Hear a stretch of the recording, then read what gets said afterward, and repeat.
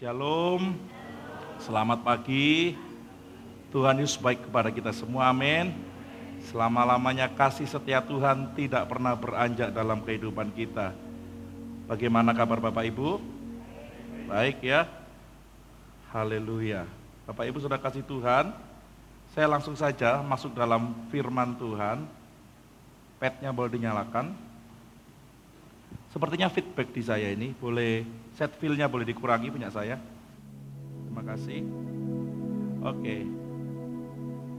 Hidup dalam janji Allah dan berjalan dalam kebenarannya. Kita hidup dengan iman yang dipanggil untuk selalu bersandar pada janji Tuhan. Kita dipanggil dalam hidup ini, sandaran kita bukan uang, sandaran kita bukan posisi dan jabatan, sandaran kita bukan manusia, sandaran kita adalah janji Tuhan.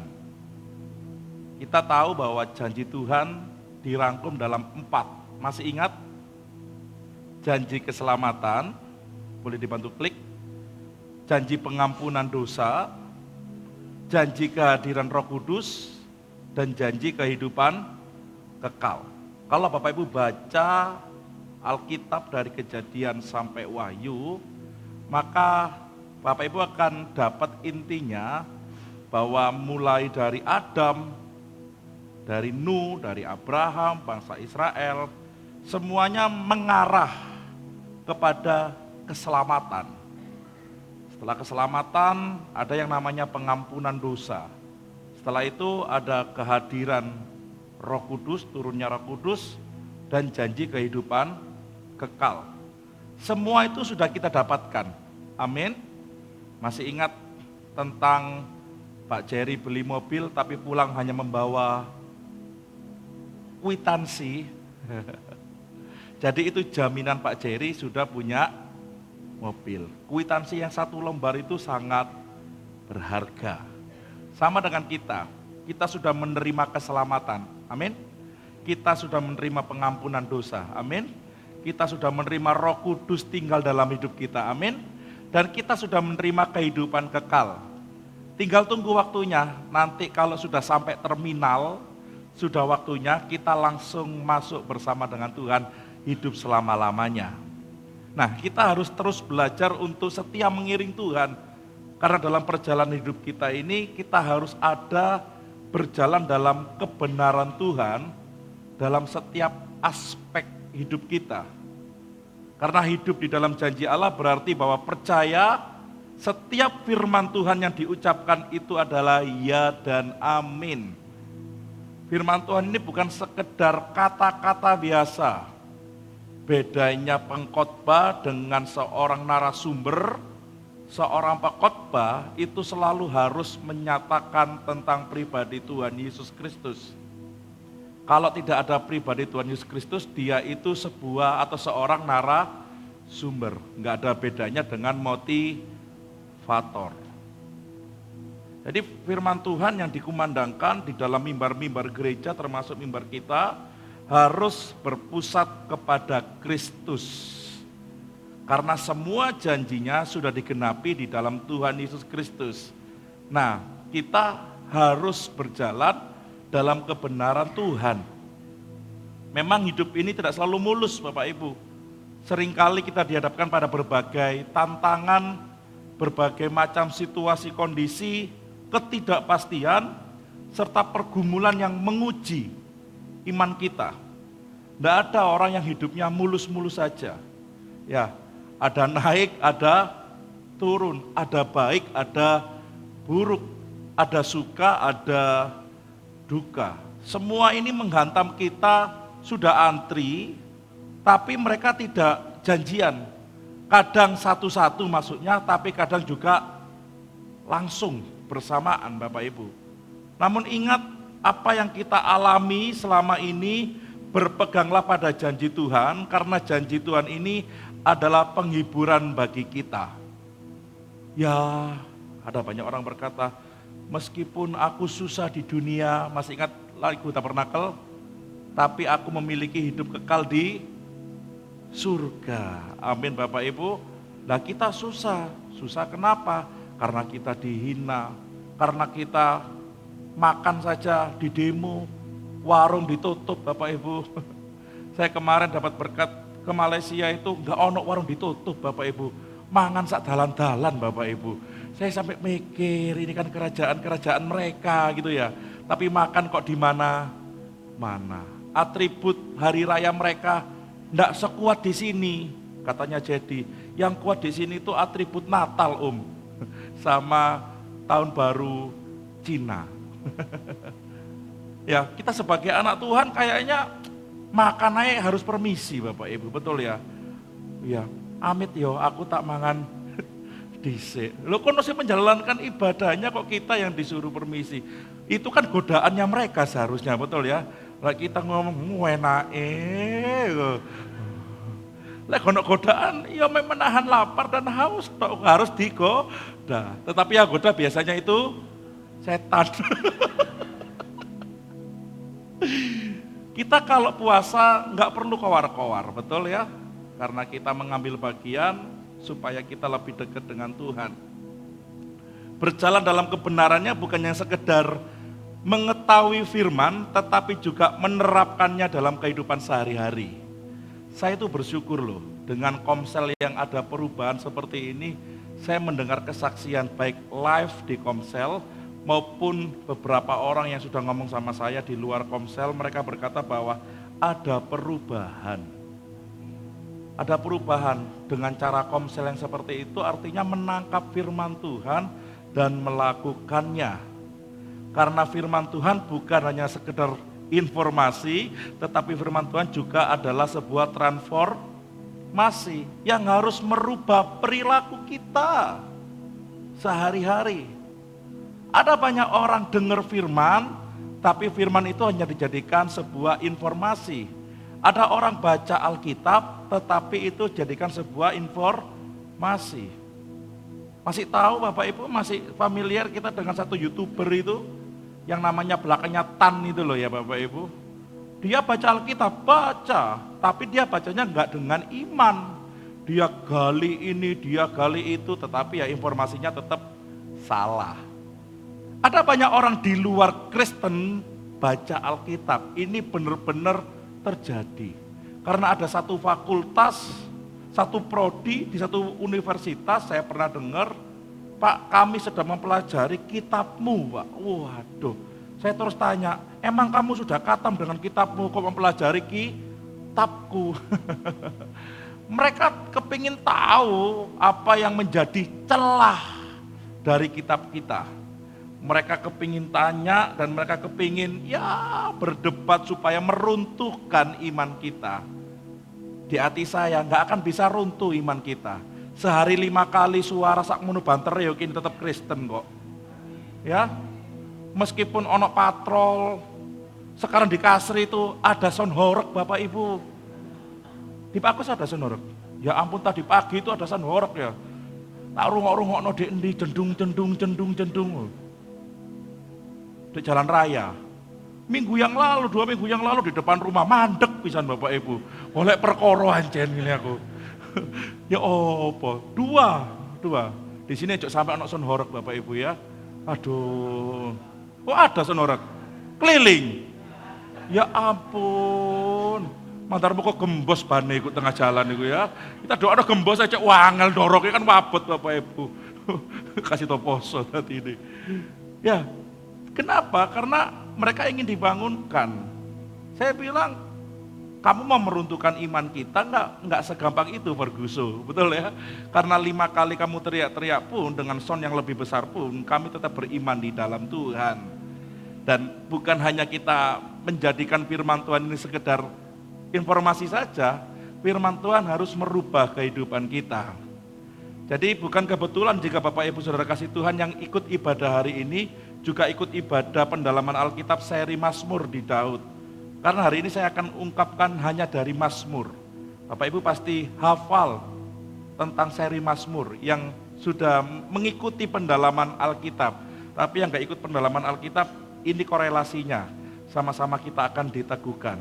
Jadi ini sebagai pengingat kita bagaimana Daud meresponi kejadian-kejadian yang sedang dia alami dan kita pelajari sama-sama hari ini, semoga menjadi berkat bagi kita semua. Kita baca Mazmur 25 ayat 4 sampai 5. Boleh dibantu klik? 2, 3. Beritahukanlah jalan-jalanmu kepadaku, ya Tuhan. Tunjukkanlah itu kepadaku. Bawalah aku berjalan dalam kebenaran-Mu dan ajarlah aku. Sebab Engkaulah Allah yang menyelamatkan aku. Engkau ku nanti-nantikan sepanjang hari. Ini Mazmur memang nuansanya masih sama. Ada yang nuansa Daud dikejar bapak mertuanya. Siapa bapak mertuanya Daud, Bapak Ibu? Saul. Bapak mertuanya Daud itu Saul. Dan Daud juga dikejar-kejar oleh anak kandungnya. Namanya siapa? Absalom. Dua-duanya ingin mencelakai Daud. Dua-duanya. Dan Daud dalam keadaan yang terjepit, dia tidak lupakan Tuhan. Sadar atau tidak sadar, setiap kali kita mengalami masalah seperti Daud, pikiran kita, doa kita, harapan kita ingin cepat-cepat menemukan jalan keluar. Benar nggak Bapak Ibu? Kalau ada masalah, pikiran kita tertrigger untuk gimana cara jalan keluarnya. Doa kita, ya Tuhan kalau bisa segera selesai. Kalau sakit, kalau bisa segera sembuh. Kalau nggak punya uang, kalau bisa segera dapat uang. Otak kita, pikiran kita kepingin cepat menerima, cepat menemukan jalan keluar. Tapi pertanyaannya, jika masalah yang kita hadapi tidak kunjung menemukan jalan keluar, apa yang kita lakukan? Pikiran kita dan dunia itu menawarkan banyak sekali jalan keluar untuk kita tempuh. Namun kita bisa merasa sudah selesai keluar dari masalah kita, tapi ternyata kita masih berada dalam masalah yang lain. Kalau bahasanya orang hutang itu gali lubang, tutup lubang. Orang yang kena masalah, dia kepingin cepat-cepat keluar, nggak bertanya sama Tuhan, tidak mengenalkan Tuhan, tidak minta pimpinan Tuhan. Dia pakai pikirannya, dia pakai kehendaknya, dia pakai semua apa yang dia miliki selama ini. Benar dia keluar dari masalah itu, tapi dia masuk dalam masalah yang baru. Saya pernah mengalami seperti ini sebagai hamba Tuhan Bapak Ibu. Saya berusaha untuk keluar dari masalah yang saya hadapi, keluar. Tapi ternyata saya masuk dimensi yang lain, masalah yang sama, dan itu tidak kunjung keluar. Mungkin Bapak Ibu Saudara kasih Tuhan mengalami seperti itu. Keluar dari satu masalah, malah justru timbul masalah yang lain. Contoh hutang, ini saya. Jangan ditiru, tapi kayak pelakunya banyak ini.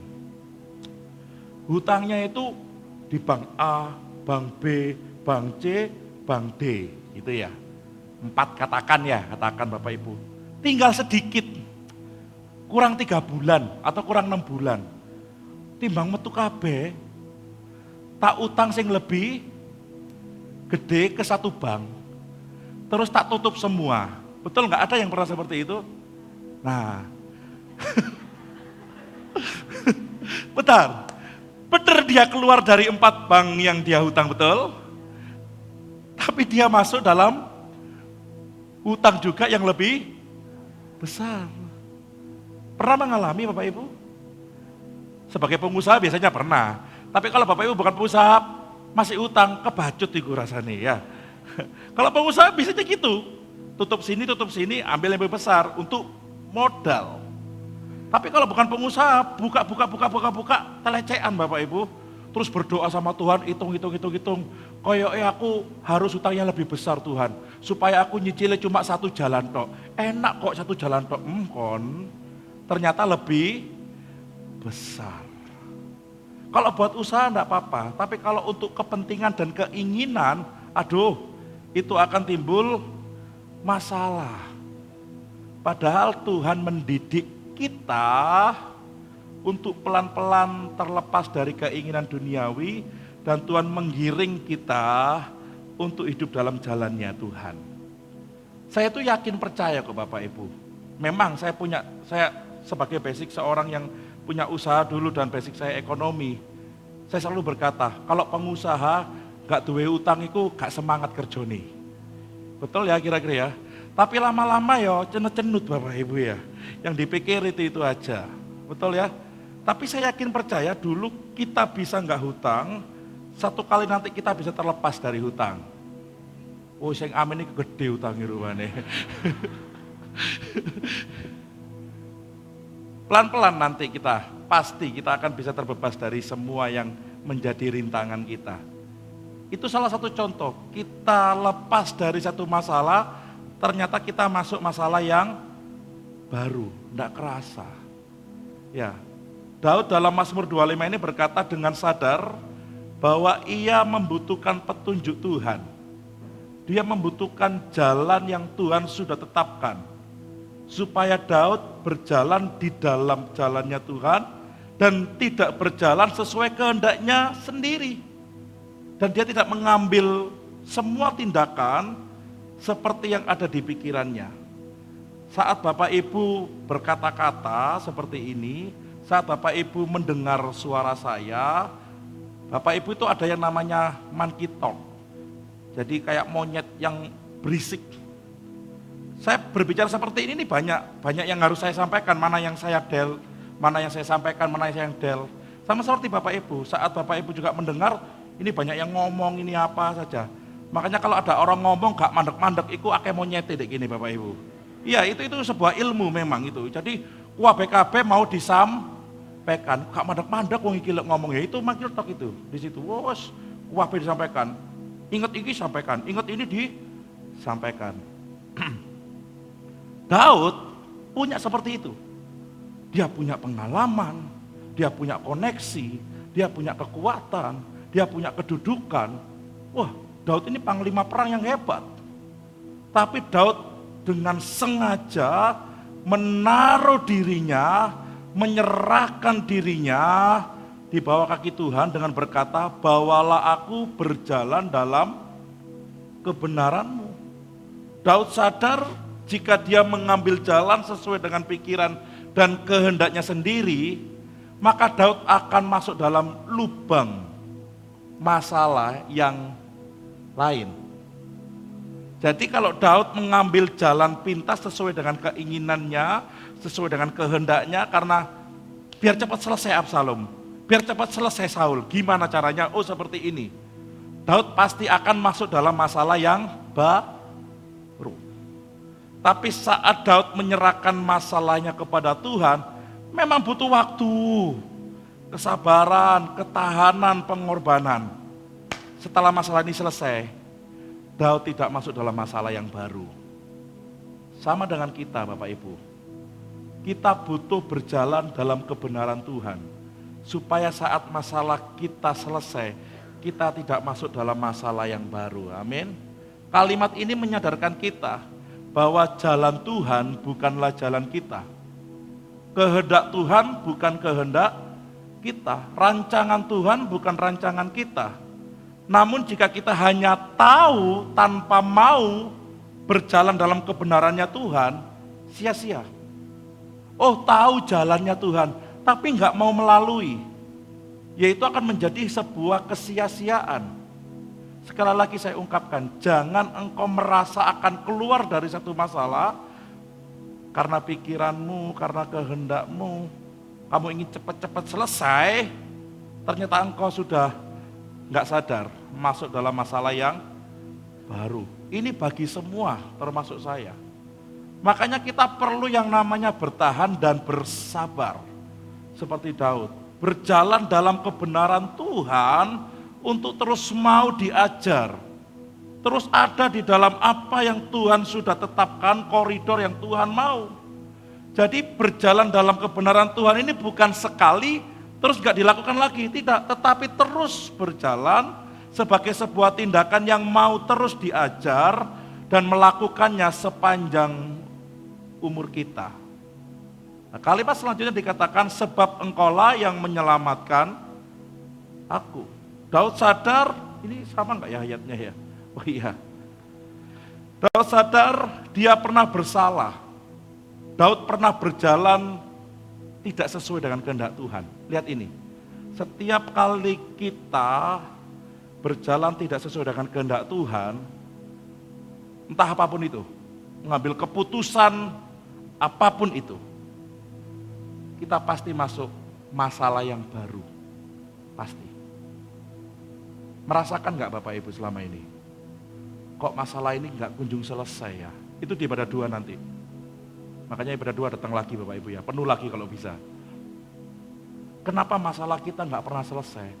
Karena kita menyelesaikan masalah dengan pikiran kita, dengan kekuatan kita. Kita nggak menunggu hikmat Tuhan, kita nggak menunggu pimpinan daripada Tuhan. Dan Daud tahu, dia pernah menyelesaikan masalah yang seperti itu, justru dia masuk dalam masalah yang lain. Satu titik, dia pasrah total sama Tuhan.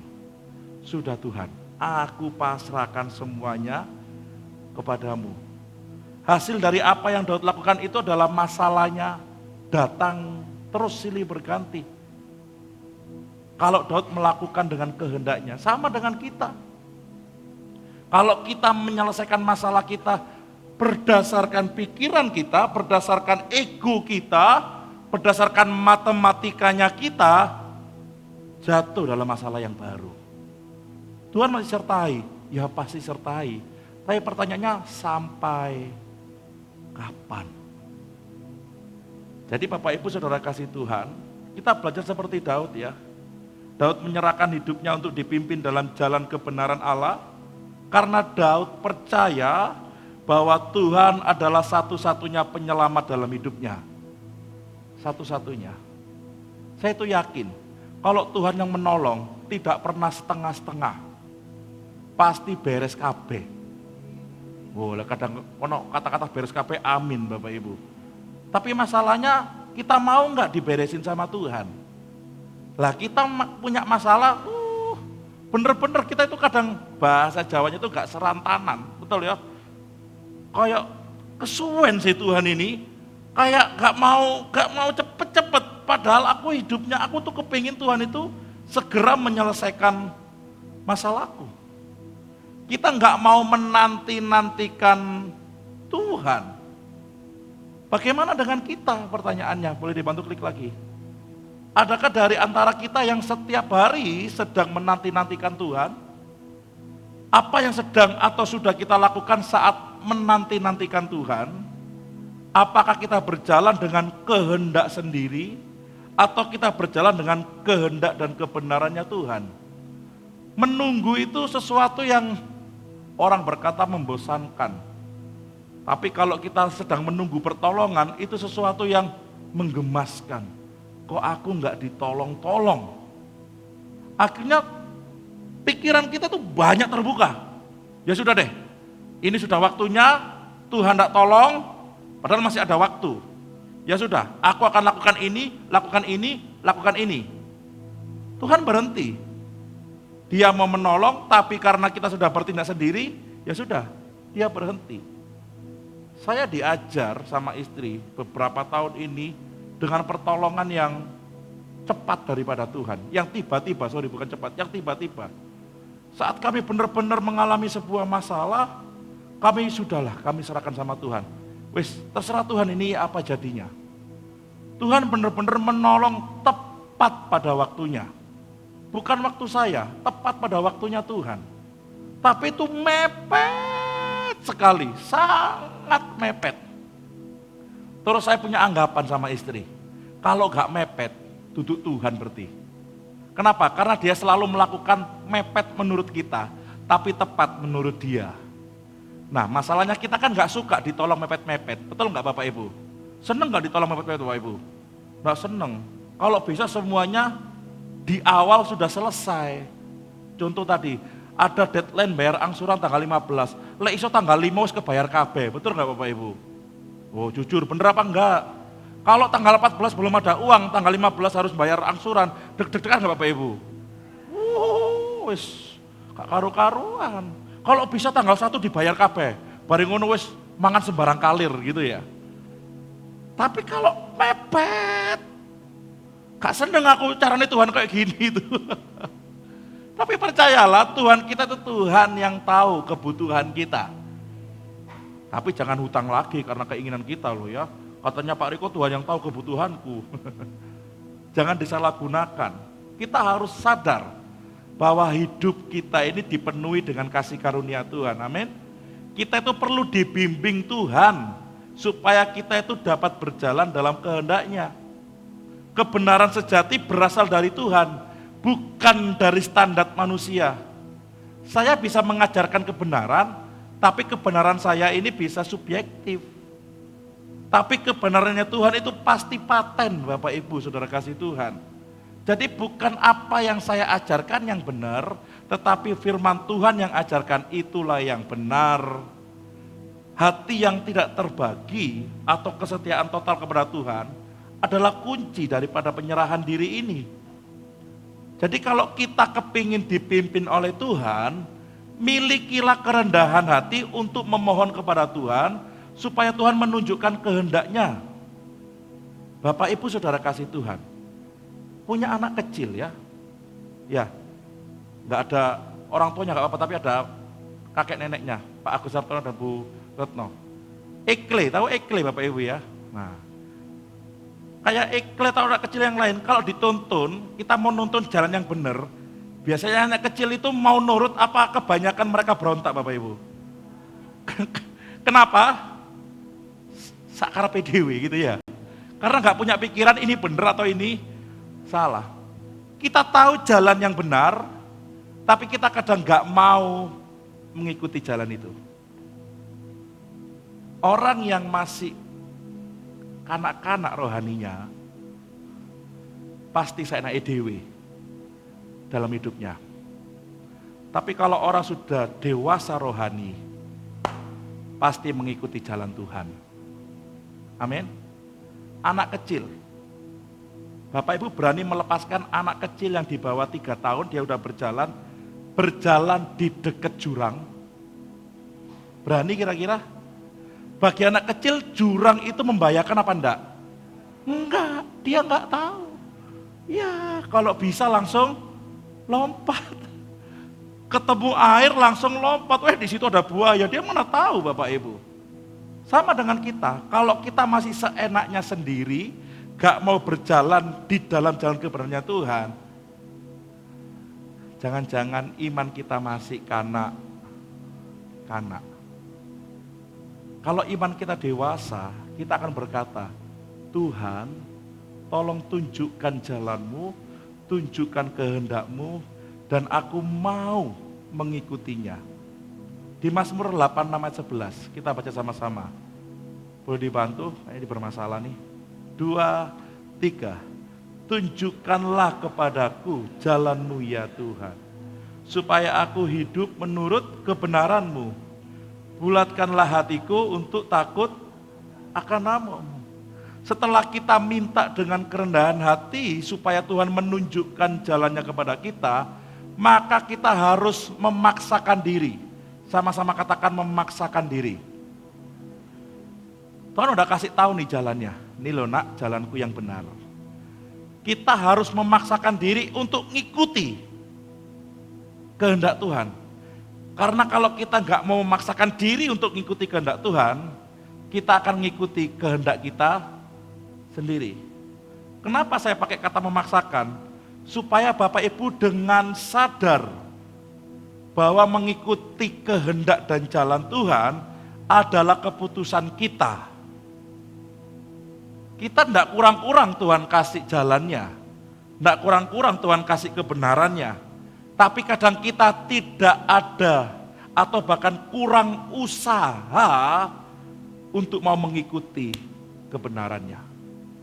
Kita minta tanda, minta jalan, minta kehendak Tuhan, minta peristiwa ini, sudah ada semua.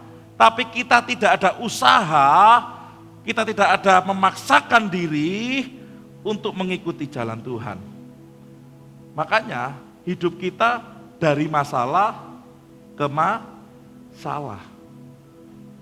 Daud mengakhiri semua masalahnya dengan cara dia pasrah sama Tuhan dan mengikuti jalan Tuhan. Masalah yang dia alami yang begitu besar enggak muncul lagi setelah Absalom selesai. Dia hidup tenang. Bahkan Tuhan berkati dia dengan kekayaan sehingga Daud menyiapkan uang yang sebegitu banyak emas untuk membangun bait suci. Ada kata bulatkanlah hatiku. Ini adalah janji Daud untuk hidup penuh dan tidak setengah-setengah dalam takut akan Tuhan dan berjalan dalam kebenaran Tuhan. Bulatkan hatiku itu tekadnya Bapak Ibu.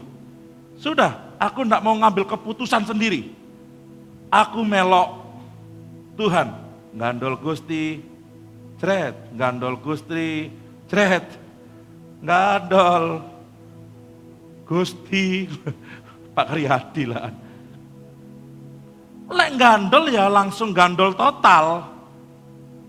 Bapak Ibu pernah lihat anak gandol truk tapi kakinya masih apa? Di jalan raya? Katanya gandol, tapi masih. Daud membulatkan tekadnya untuk penuh mengikuti kehendak dan jalan Tuhan. Hal ini menunjukkan bahwa dalam keadaan Daud yang meskipun tidak kunjung baik, Daud tetap mau hidup dalam jalan Tuhan. Biasanya orang berkata gini, kalau masalahku udah selesai, ekonomiku udah baik-baik saja, aku rajin ke gereja. Aku tidak pernah bolos, aku akan mengikuti jalan Tuhan. Malaikat ngomong, pret. Kenapa? Karena hal itu dibentuk bukan pada saat engkau diberkati. Hal itu dibentuk dalam keadaan yang susah. Saat engkau setia dalam keadaan yang tidak baik, saat engkau rajin dalam keadaan yang tidak baik, saat engkau benar-benar melakukan perintah Tuhan dalam keadaan yang belum baik, maka dalam keadaan yang baik engkau akan mudah melakukannya. Amin Bapak Ibu Saudara kasih Tuhan. Karena ini dibangun dalam situasi kondisi yang cukup sulit. Dunia sekarang ini terguncang loh Bapak Ibu. Setelah COVID ini ekornya belum selesai ekonomi. Memang satu sisi ada beberapa usaha yang stabil, ada yang naik. Tetapi faktor yang lain, persentase yang lain hancur sudah semuanya. Semuanya serba susah sekarang. Tidak seperti dulu. Dan ini kebanyakan dirasa oleh orang-orang. Betul Bapak Ibu? Dan saya tahu ada suami istri, ada beberapa suami istri, mungkin ada banyak mungkin yang di sini masih berjuang dalam hidupnya. Jadi anak-anak dengar ini, jika engkau melihat orang tuamu sedang berjuang, doakan mereka. Amin. Mungkin mereka terlihat baik-baik saja di depannya anak-anak, tapi belum tentu di belakangnya. Mereka terasa berat. Makanya anak-anak saya dorong, doakan orang tua kita. Saya sebagai hamba Tuhan gak bisa bantu Bapak Ibu. Saya ini sebagai hamba Tuhan ini ya konselor, ya dianggap konselor, ya dianggap bank Bapak Ibu. Ngerti maksudnya ya? Pak nyele duit, cek gampang nih, koyo aku ki sing duwe BCA. Padahal di kita ini ada jemaat yang punya bank namanya Bank Mega Bapak Ibu. Saya malah ini enggak ada yang di sini, yang nanti Bapak Ibu. Gampang sekali WA saya. Ini, tata, waduh. Jadi saya bilang, saya sebagai hamba Tuhan, enggak bisa nolong kamu.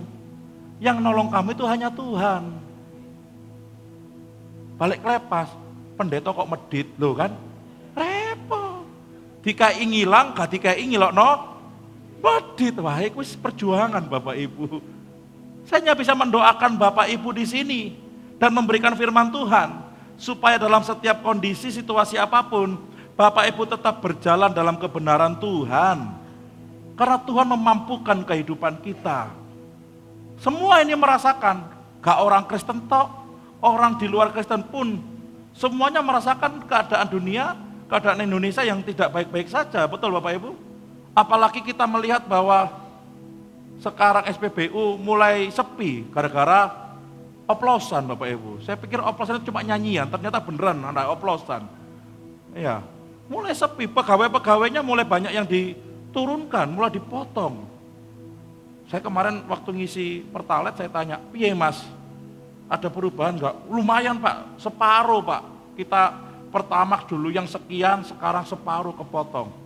Akibatnya apa? Ya kami gantian Pak masuknya. Kadang libur 1 bulan, kadang masuk 1 bulan. Semua terimbas Bapak Ibu Saudara kasih Tuhan. Ya opo, ada banyak orang sekarang musim-musim gini, katanya setan pada dirantai. Di mana? Kenyataannya banyak kemalingan Bapak Ibu. Nah itu setan yang model apa sih bisa metu toko rantai itu. Luar biasa, ngerantai apa dhewe duwe kunci kali ya. Saya nggak tahu. Karena keadaan makin susah. Saya baru menemukan di media sosial ada maling motor petani. Petani itu kan punya motor yang bisa diangkuti ya damen, suket, ya rumput. Dicolong Bapak Ibu. Dan orang ini, maling ini sudah mencuri 30 motor petani. Luar biasa, karena rasa bersalah. Sudah 4 kali masuk keluar penjara. Ya pekerjaannya memang nyuri. Kita doakan ya, supaya maling itu nggak mencuri lagi Bapak Ibu. Loh, ya namanya maling ya pasti mencuri. Keadaan dunia makin berat. Saya katakan kemarin kepada pengurus gereja, uang yang dititipkan ke Anda itu uangnya Tuhan. Jangan macem-macem, saya bilang gitu. Itu uangnya Tuhan, jangan dipakai untuk kepentingan pribadi. Setuju nggak kira-kira Bapak Ibu? Oh itu yang jadi bendahara, uang panas sih. Hati-hati, kalau engkau nggak setia dalam perkara kecil, Tuhan nggak akan kasih perkara besar. Alkitab sudah menyatakan itu semua. Jangan karena kesulitan, saya tak gawe dulu ayo, om Riko gak ngerti, hati-hati. Lek malaikat ngomongnya ngaku piye, ayo kon. Meskipun saya nggak tahu, tapi Tuhan yang tahu. Saya didik, itu sekecil apapun, itu milik Tuhan. Saya kalau dari dulu mau pakai uang ini, saya nggak pakai Bu Mega dan Pak Akurat Pokok, saya pakai sendiri. Oke Bapak Ibu saya. Tapi karena saya tahu ini milik Tuhan, dipakai untuk kepentingan bersama, makanya kita harus setia dan bertanggung jawab. Yang jadi bendahara-bendahara di Komsel itu hati-hati, saya peringatkan dari mimbar loh ya. Saya peringatkan dari mimbar, hati-hati laporkan keuangan Komsel setiap bulan. Kalau sudah gak ada saya. Nah, aku kok kasih nyingit no Bapak Ibu. Ojo no Om Riko kok ya. Iya. Tapi sudah gak ada saya April, tolong diumumkan persembahan berapa, dapatnya berapa, jumlahnya berapa. Yang setuju katakan amin. Kalau enggak dari mimbar saya katakan hati-hati. Kalau Anda, Om saya nggak kuat jadi bendahara, nggak apa-apa serahkan. Nanti ada bank yang bisa menampung, namanya Bank Mega. Balik lagi, kuat Bu Mega itu kuat Bapak Ibu. Tak kisruwi gitu, data yang ono kabeh. Punya ku silang Bu Mega si ono, ya luar biasa.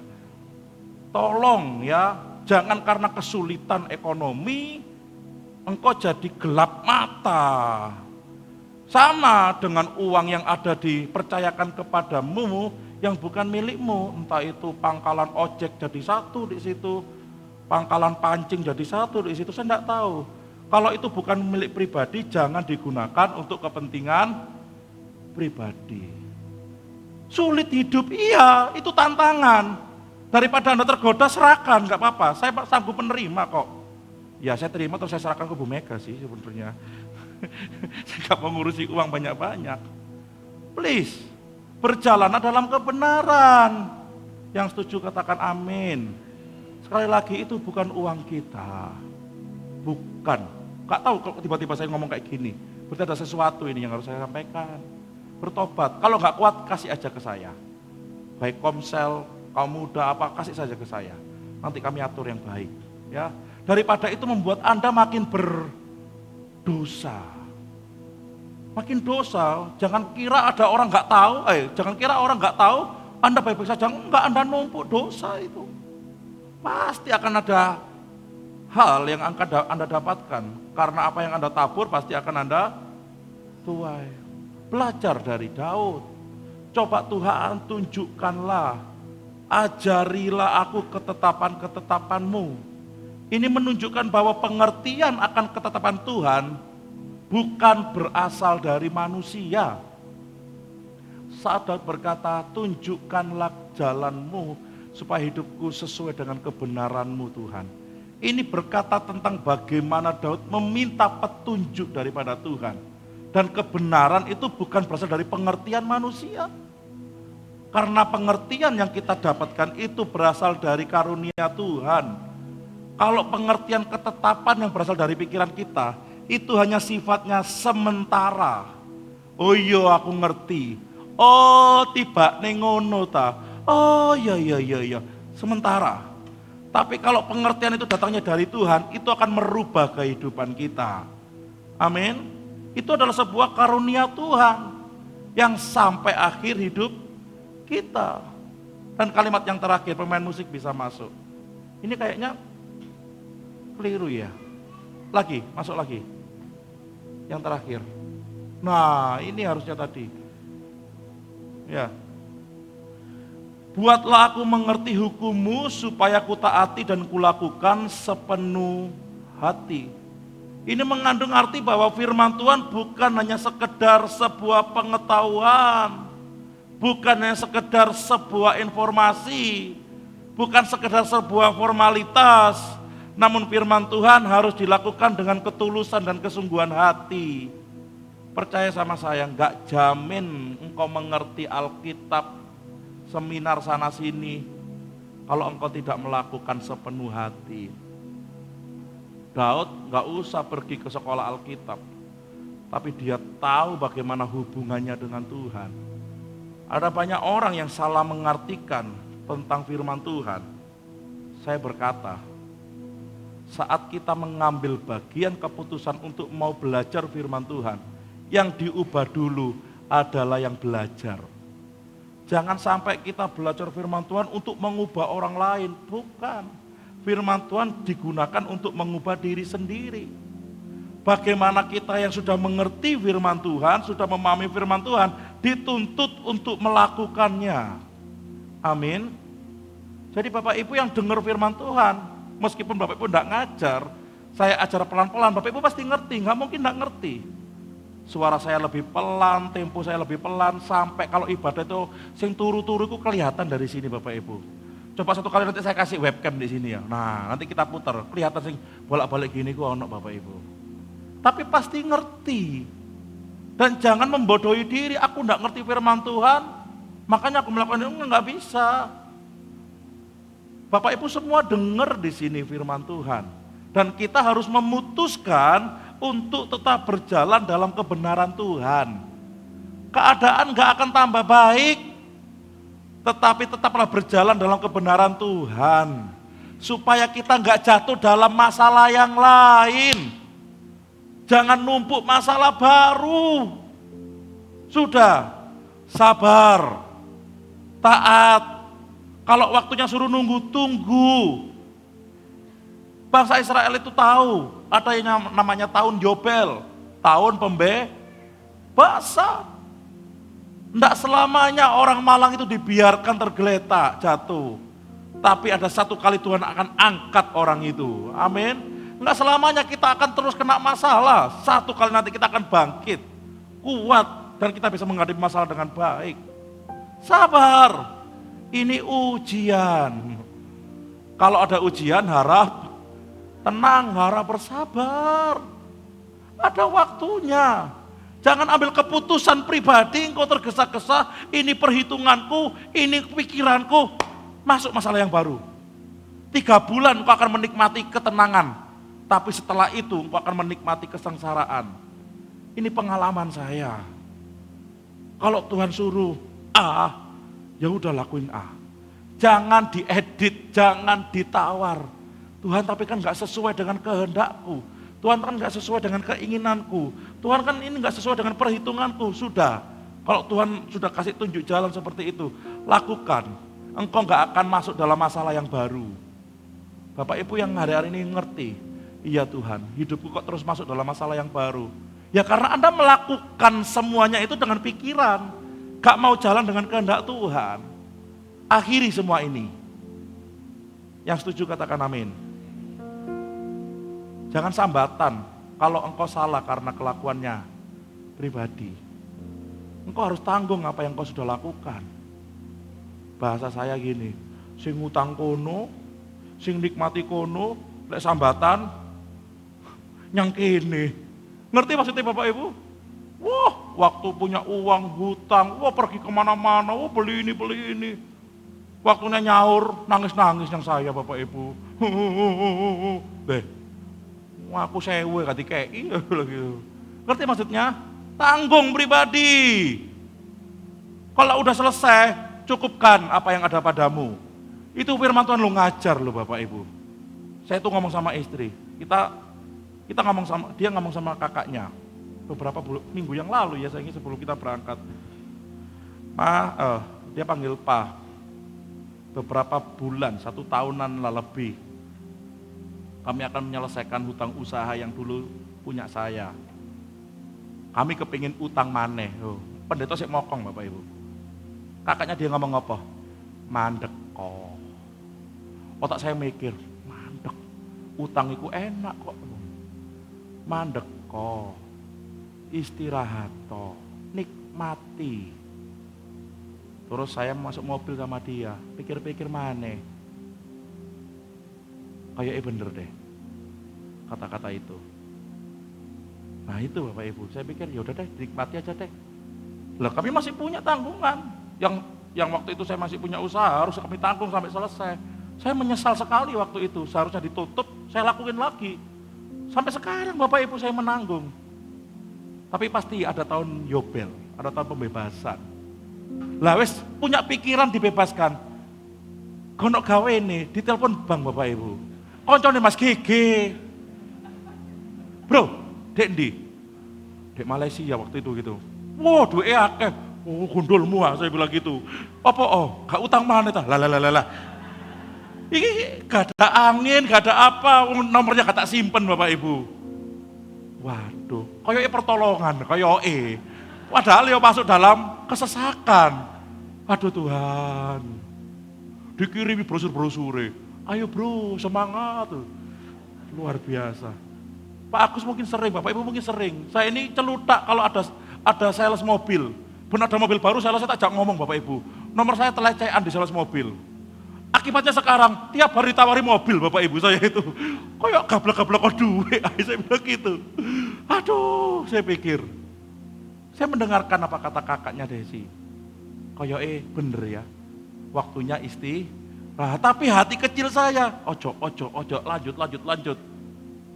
Oh, tak tutup Bapak khotbah iki. Semoga aku gak gali lubang tutup lubang. Tapi selesai, udah selesai itu. Tinggal memang terakhir itu Bapak Ibu.